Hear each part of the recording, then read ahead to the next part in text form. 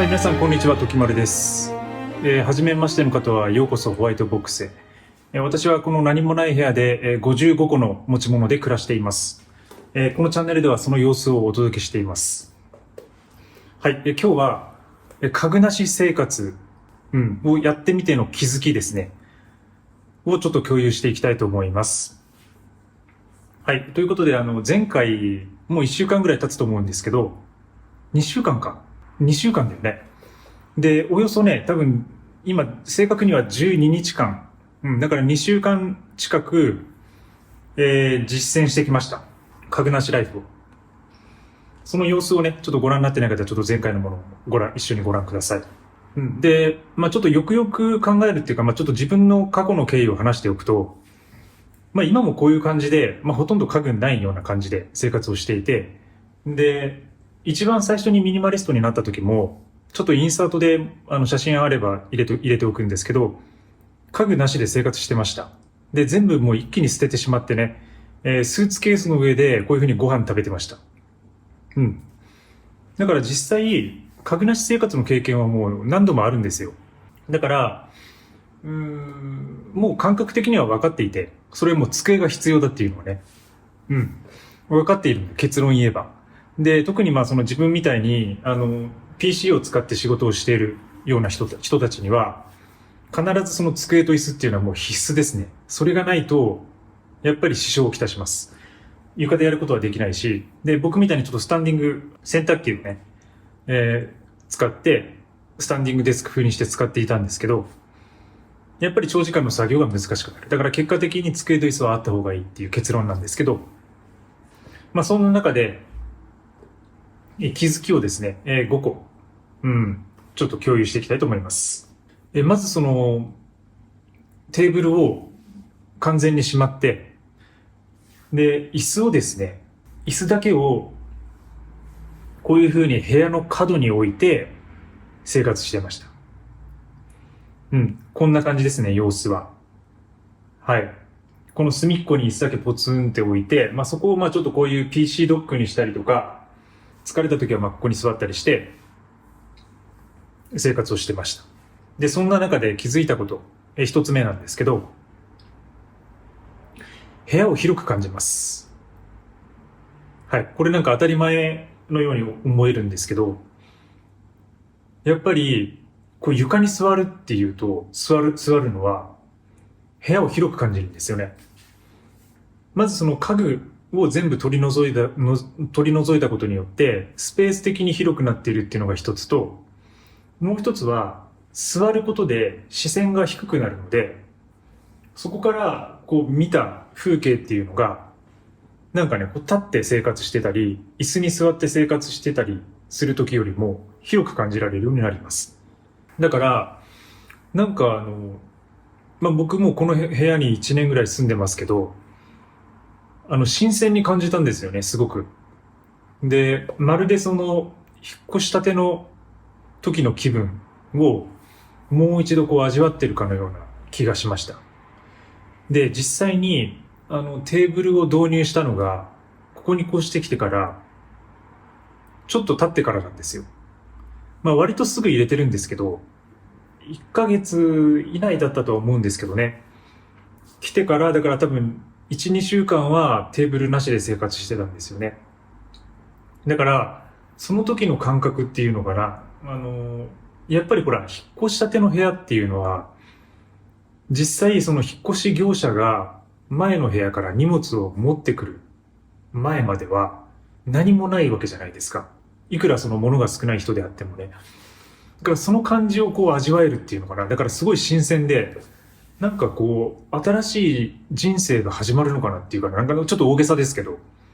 そういう雰囲気を感じましたね。なんかワクワクするような感じ。ちょっと新しい感情が自分の中にこう芽生えてきたような感じがありました。それがまず一つ気づいたこと。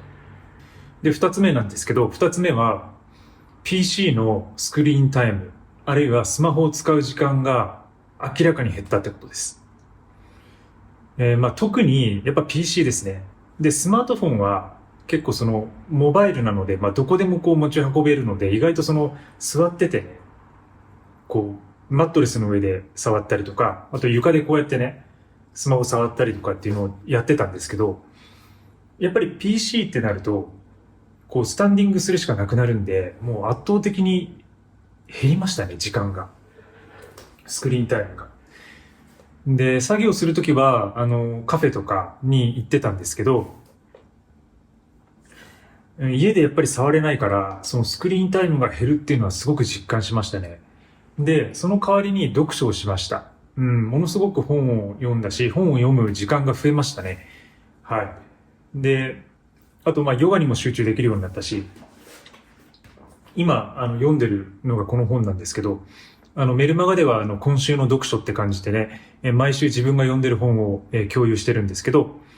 今ね、このシャラートさんの、エイジレスっていう本を読んでいます。で、偶然ね、もう面白くて、これ書いてることが、ちょっと話ずれるんですけど、その前回、SNS を全て消したっていう話したじゃないですか。あれがね、ちょうどね、この本のチャプターで、ガジェットを接続しない日を作るのがいいっていうのが書かれてて、これだから結構書いてることがね、やっぱ自分がやってることと一緒っていうか、ほとんど割とその余儀的な生活をしてるんですけど、余儀的な生活プラスそのミニマリストっていうかミニマリズムみたいな生活が、実はものすごくやっぱり相性がいいってことが、もう分かってきましたね。この本に書いてることとほとんどその自分がやってることが同じだっていう。で、やっぱりそのソーシャルメディアとかガジェットの使用とかっていうのが、結局はその嫉妬心、ジェラシーとか不安とか、あと悲しみとか、あと欲望とかですね、そういうものを引き起こすと。で、それはもう研究で、すべて、いろんな研究で言われていることで、で、そういうものを引き起こすから人はそのスマホ依存になっていくってことなんですよ。だから世界のテック企業が儲かるっていうのは、もうあれだけ儲かってるっていうのはもうすべてその人間的な構造を利用したものであって、もう人がそういうふうにスマートフォンとかガジェットとかアプリとかにハックされるように作られてるから、もう企業がもう儲かるようになってる。それはもう人間の構造上仕方ないと。じゃあそれを切断するにはもうスマホを使わないのが一番いいっていうので、一日、日曜日とかにそのガジェットを一切触らないような生活をしてみるのはどうかみたいな提案が書かれたりしています。disconnect from the internet to find happiness っていう、だからもうインターネットにつながないっていう、接続しないっていうことが幸せにつながるみたいなことをこの本でも書かれていました。はい。そういうわけで、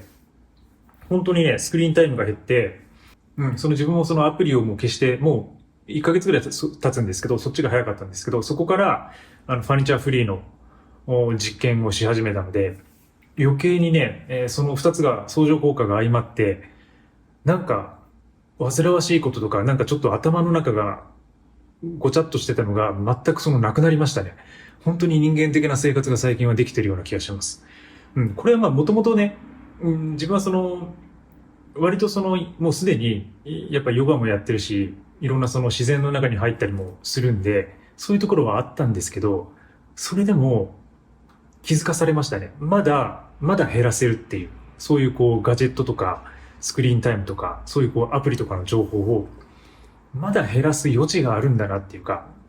そういうことに気づきました。で、それがなくなることによってさらに幸福度がこう上がってるような気がして、だからそこはすごく今回、一番良かったことであるかもしれないですね。この、ファニチャーフリーをやってね、一番良かったことかもしれない。そこは。はい。で、三つ目なんですけど、三つ目は、机を折りたたんだり、移動したりっていう手間がゼロになったってことです。はい。で、これは、自分は、そのファニチャーフリーの実験をやる前は、机とテーブルをね、毎回、ヨガの練習をするときに、一回一回畳んで移動させてたんですよ。今こう撮影してるときはね、よく机をそのままこのカメラの裏側に移動させてたんですけど、そういうものがね、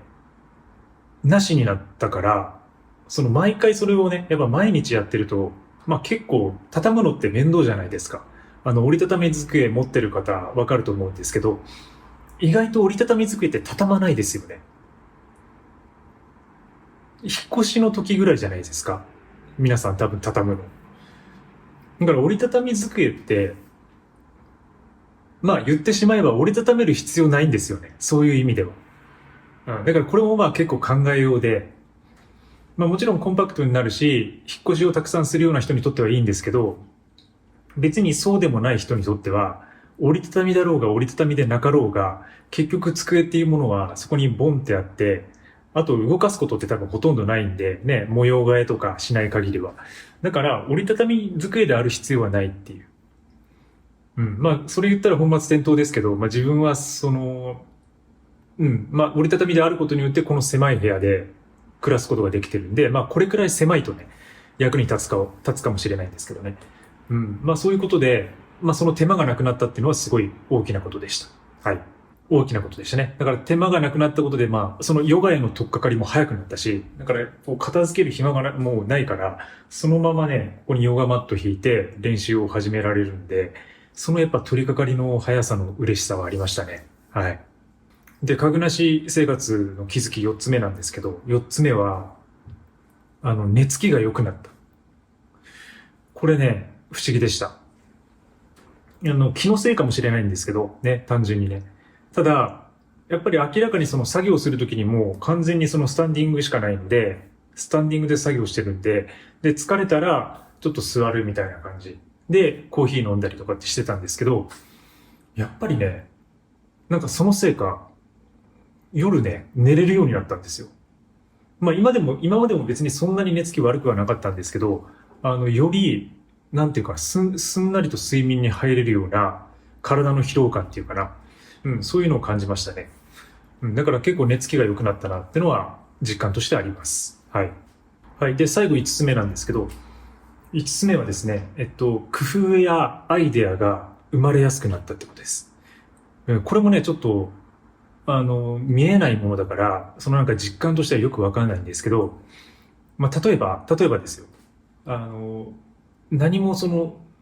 作業がしにくいんですよ、とにかく。不便なんですよね、机と椅子がないってことは。じゃあそうなると、じゃあどうなるかっていうと、なるべく、その PC を触らずに作業をできないかっていうことをより考えるようになりました。で、例えば音声入力をより頻繁に使ったりとか、そのチャット GPT のね、使い方をもう一回その音声の側面で考え直してみたりとか、そういうことをちょっとね、やりましたね。うん。この10日間で割とだからその音声入力に関することとか、あとその編集に関しても、その自分の動画編集に関することで、やっぱりこう立ってやってると疲れてくるんで、いかにその編集時間を短くしていくかっていう、まあ、そもそもね、もう割と効率化されているところではあるんですけど、それをさらになんかもっとその効率化できないかとかっていうとこで、例えばそのショートカットキーを新たにね、あの、新たなショートカットキーを覚えたりとか、なんかそういうところにこう、気持ちが行くようになりましたね。うん。だからそういう意味で、なんかやっぱダラダラ作業を机でできないっていうのが、一つ、そのなんか新しいアイデアとか自分の新たな方法論みたいなものを生み出すきっかけになったってことです。はい。よく移動距離になんかアイデアとか思考は比例するみたいなこと言われるじゃないですか。これ一番最初の、まあ誰の言葉かわかんないんですけど、まあ結構いろんな人が言ってますよね。で、僕もそれは同感だと思ってて、例えば旅に出るとか、長い距離を歩くとか、移動している人の方がいろんなアイデアが生まれてきて、で、それが自分のその生活の改善につながったりすると。で、まあ多分それと結構似たようなところがあって、何もその机がないってことは自分自身の流動性が高まるんですよね。こっち行ったりあっち行ったり、で、カフェに行ったり、で、シェアオフィス行ったり、なんかフリースペース行ったりとかして、で、図書館行ったりとか、なんかそういうので、いろいろなところ動いている感じになるんで、自分自身の流動性が高まる。それによってアイデアが生まれてくる。ただ問題は、その生まれたアイデアを書き留めるときとか、それを形にするときっていうのに、やっぱりその集中する場所が必要だってことです。それが椅子と机だっていうことです。まあ結果的にはまあそういうふうな、ことをね、思いついたというか、まあ思い当たったところですね。はい。はい。以上が家具なし様子生活をちょっと改めてやってみての、5つの気づきでした。で、これからちょっとどうやっていくかなんですけど、そんなにね、決めてはなくて、なんかこのままでもいいかなっていう感じはしてるんですよ。うん。でもね、やっぱ自分のその仕事っていう、というのがやっぱ PC 使うし、動画編集したり、写真編集したりとか、あとは皆さんにお送りしているメルマガ書いたりとかっていうのは絶対、あの、やっぱ座ってやりたいんですよね。うん。まあ、立ってある部分はできるんですけど、ちょっと追い込みたいっていう時は、ちゃんと集中したい時は、テーブルと椅子使いたいんで、だからそういう時だけね、出すっていうスタイルで、ちょっとやってみようかなと思いますね。だから基本的にはまあ、今の状態、何もない状態を基本にしておいて、例えば週に1日とか2日とかになるのかな。なんか集中して作業したいなとかっていう時には、そういう風にテーブルと椅子を出してね、そこで作業するという。だから、なんかそうなることによって、その逆にそのテーブルと椅子のありがたみがより余計にわかるんですよね。まあ今も多分そうなんですけど、多分、もう今、本当に10日ぐらい